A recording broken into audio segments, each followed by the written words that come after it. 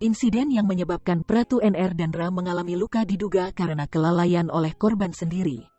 Ini terluka oleh senjatanya. Jadi kecelakaan senjatanya sendiri, ujar dan Lanut PM Bunyamin Letkol Nav Yohanes Ridwan, di Mapolresta Bandar Lampung, Jumat tanggal 11 Juni tahun 2021.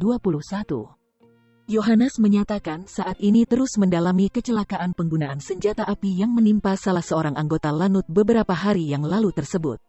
Dalam penyelidikan ini, lanjut Yohanes, Satpomau bekerja sama dengan pihak kepolisian, dalam hal ini adalah Polresta Bandar Lampung dan Polda Lampung. Satpomau bersama pihak kepolisian, saat ini terus mendalami kejadian kecelakaan tersebut. Prosesnya masih berjalan sesuai ketentuan hukum yang berlaku, kata Yohanes Ridwan. Lebih lanjut, dan Lanut juga menyampaikan bahwa terdapat pelanggaran dalam peristiwa tersebut.